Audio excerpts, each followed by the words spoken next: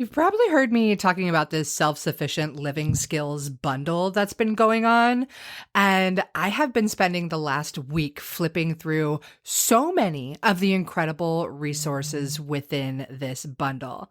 Now, I will say there's a lot. There's over 118 different ebooks and courses and lessons sharing incredible wisdom and knowledge with you so you can live off the land and you don't have to rely on this corrupt and broken system for everything for your family. Anyways, I wanted to share some of my favorite things. One, first off, is off-grid homeopathy. This course is loaded with so much incredible knowledge, talking about homeopathy for first aid, for colds and flu, how to make your own homeopathic remedies. Like, as an herbalist who loves to teach that stuff, that's pretty exciting to hear it in the homeopathy realm. There's also some incredible fermentation guides, so many other amazing herbal recipes and food recipes, and how to make your own sourdough bread, how to do your own organic gardening and canning of all of your foods. Really, there is so much. And yes, I know. I've talked about it a ton, but this entire bundle is only $50 right now until Sunday, March 24th. I'm sharing my herbal first aid skills, which is a course that's $47 on its own. I'm sharing recipes that I used when I got my products into REI for herbal first aid kits and so much more. You'll have to check it out. I'm serious. Like, you can absolutely change your life with this bundle. So there is a link in the show notes for you, and I hope you check it out. I hope you take advantage. Don't worry, you don't have to go through everything right away. You can access everything for up to a year. Once you're in the course or have the download, it's yours for life. It is a steal of a deal. Okay, self-sufficient living skills bundle in the links for you. Hello and welcome to the Herbalist Path, a podcast where you'll discover how to make your own herbal remedies at home so that you can take better care of yourself, better care of your family, and better care of our planet. I'm Mel. I'm a clinical herbalist, environmental educator, and mountain living mama with this crazy passion for teaching more mamas and their little loves how to use plants as medicine in a safe, effective, and tasty way so that there can be an herbalist in every home. Again, it's an absolute honor to have you on the journey down the herbalist path with me so that together we can make herbalism #spread like wildflowers. Hello, and happy almost fall. So I actually just got back from a lovely little hike in the woods and was just checking out all of the leaves, and they're starting to turn their colors. Though sadly, they don't have a lot of deciduous trees in Oregon, so the colors aren't changing so much, but it was that trigger that like, oh man, summer's like over and we're really close to fall. And at the time of recording this right now, we're about 13 days away from it officially being fall. And of course, everybody is back to school, and I have had so many of my mom friends and my neighbor and everybody already telling me that they're getting the sickness. So I thought that today I would just chat about the things that are really, really important to stock in your natural remedy kit as we go through the cold and flu season. I think that's the best effects I've ever done on a podcast. I hope you loved them. Anyways, I just thought it would be really, really helpful for quite a few different reasons because, number one, you don't want to be caught as that mom that's like, oh crap, everybody in my house is sick. And then you can't get on top of it because once one kiddo gets sick, then the next one does. And then before you know it, you're sick and then everybody else is sick. And like, you can't do the fun things or all the events that you had planned. Like, this literally is the story of my neighbor right now. She's got two kids, a 12-year-old and a 10-year-old. And the 12-year-old boy first couple of days of school, gets there for 3 days, I think, and gets sent home and tests positive for the Rona. And then her daughter got it. And right now she's sick. And I'm just like, oh man, that is super duper rough. Luckily, I'm her neighbor, so I could bring her some medicine if she wanted, but they don't live up here full time. So, and then the same thing happened. Like we were on an Apothecary Mama Q&A call, and one of the moms there was like, oh, 3 of my kids are already sick and it hasn't even been a full week. And it's just crazy, right? Like you don't want to have to be there searching like, oh no, what natural remedies do I turn to? And if the past couple of years have been any kind of sign of the times, it's highly likely if you're choosing to run to the drugstore to get those remedies, they're going to be sold out pretty quickly. And if they're not sold out, like with the supply and demand that we had last year, you know those prices are going to be skyrocketed.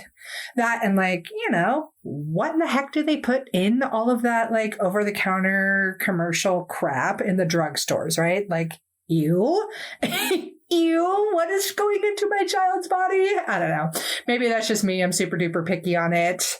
I prefer the natural remedies, but even then, like, that's why it's so important to make your own medicine, because if your whole family is sick and let's say you want to go buy some elderberry syrup at the store, like these days you can get like, I don't know. I haven't bought it from somebody else in a while, but I do recall seeing a 4-ounce bottle of elderberry syrup for $20. What? Like you're going to go through that bottle in a day easily, no problem. So you can just save so much money when you make your own. Plus, you know exactly what's going in there. You can make it to like be tailored to your taste buds, and you can just, I don't know, you can put the right herbs in there that you need for your family. There may be herbs in another natural remedy on the store shelves that don't agree with you or your kiddo's body. So just thinking about those kinds of things are really, really important. And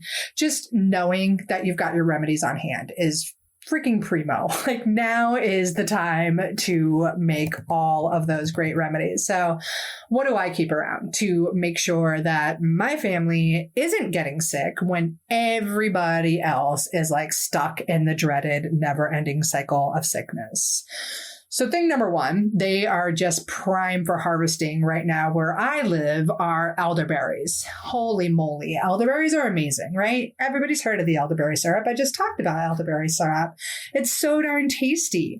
And it has been proven to fight off over 10 different flu viruses. Like, sweet. Maybe that's why my family never gets the flu. It also is really cool because what it can do is actually strengthen the cell wall so that any viruses or foreign invaders or pathogens that are trying to invade your body and get sick can't actually penetrate into the cell and get you sick. Like, that's super powered stuff, if you ask me. Not only that, like if somebody around us is getting sick or anything like that, we start up with the elderberry syrup. Well, we'll do syrup. We can do a tincture. You can do a tea. You can make a glycerite, whatever you want, really. Whatever makes your taste buds happy or your kiddos' taste buds happy. Because if the kiddos' taste buds aren't happy, you're just going to have a big old fight about it, right? Nobody wants that. But the moment that does happen, we get the elderberry on board because it has also been proven in various studies that it can shorten the duration of illness. So they did some studies and one group did not get the elderberries. The other one did. And the one that did not was sick for an average of 6 to 8 days. Whereas the one that did get the elderberries was sick for 2 to 3 days, like just kicking that junk out of there. That, and it's yummy. Like they're berries, man. You can get so creative in ways to make them as medicine and sneak them into your kiddo's stuff if that's what you need to do. Like that's the fun stuff to do, if you ask me. So the other thing that I love to keep on hand is echinacea because it is also a very strong antiviral, but it's great for fighting bacterial infections as well. So it is an antibacterial herb. It's an antimicrobial. It also fights off the fungal infections, and we can use it in so many different ways within our house to help heal whatever is going on. Like, it's just such a superpower for so many different things. And as far as echinacea goes, like, I always make a good batch of tincture for me, but my kiddo doesn't really love the tincture. So she does love echinacea glycerite. So I make that up for her. Sometimes I'll make it as a honey. Sometimes I just keep the roots around so that I can decoct them or maybe add them to a soup or a stew or a broth or something like that, just to know that I have some on hand and I can fight so many different infections as they come about. So those two are absolutely key. And then the third one that is so fun and so darn easy to make and super affordable, really, really inexpensive is fire cider. So actually, I just decided that I'm going to do a big live fire cider class. So if you are listening to this in time, it's happening later this week. Like, I just spurred a moment, decided, hey, let's have a fire cider making party online. If you want to get registered for it, I will pop a link in the show notes. If you are late to getting to the live class, it's okay. I'm going to leave it up for free for a week. And then after that, if you want access to the class, I'll have it for sale for $7. Easy breezy, totally worth it. You can keep the video and the recipe and the shopping list and all of that stuff. So anyways, why would you want to make fire cider? You would want to make fire cider because it will do a fantastic job of stimulating the immune system, fighting off viral, bacterial, and fungal infections. It can act as an excellent decongestant if somebody does get sick. It's very, very warming, as its name might imply. It is wonderful for the digestive system and to support overall gut health, for regulating blood sugar and keeping that nice and balanced. It can improve your circulation. Like, it can do so many different things. And I definitely dive really deep into that in the class. And there's, about 101 different ways you can make your fire cider. So what I do in the class is try and teach you how to make your own unique fire cider so that you can make it taste great and still get all of these epic medicinal benefits. So actually, one of the apothecary mamas just posted in our community group the other day that she had just strained last year's fire cider, which is a bit long, but whatever, it's still good stuff. And her son, who is 3, begs her for shots of fire cider, where I know adults that are like, fire cider, I don't want to take it. But I actually enjoy mine too. So that's what I'm going to teach you in the class. Again, it's free if you grab it now, and then I'll leave it up for a week, and then it'll be $7 after that if you want to join me. We'll have a good time. We'll talk about all the different kinds of ingredients you can put in there and ways you can get really, really creative and ways you can make medicine that's super duper yummy and ways you can keep freaking cold and flu at bay in your house as we embark on this wild and crazy season that we go through every single year. Question is, will you be the mom that is ready for this and you have your natural medicine kit ready to rock and roll, and your remedies are actually good enough that your kids will be like, yes, I will take more of that, mom, pretty please?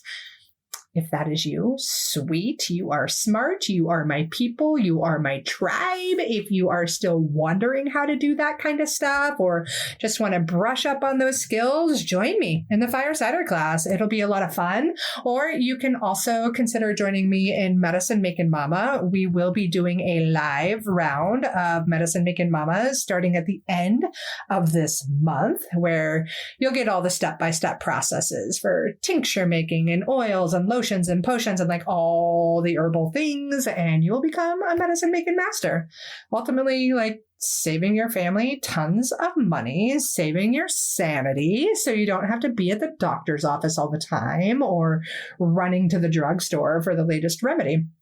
Anyways, it's a super fun program, and it's happening at the end of this month Firesider spontaneously is this week. I hope to see you in the class. And I hope that you and your loved crew are keeping all of the nasty cold and flu junk away from you. Okay. Happy almost fall. I will talk to you in the very next episode. Bye.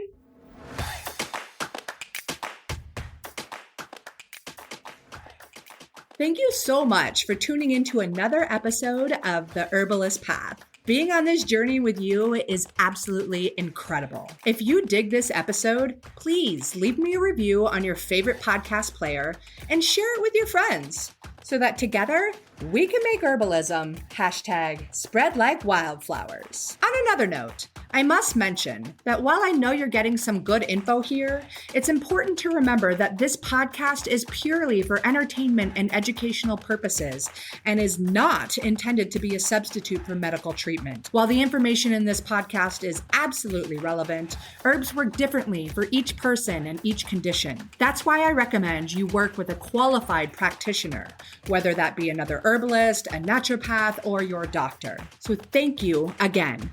I am truly honored that you're tuning into these episodes and on the path with me to make sure that there's an herbalist in every home again. Don't forget to share this episode with your friends so that we can make herbalism #spread like wildflowers.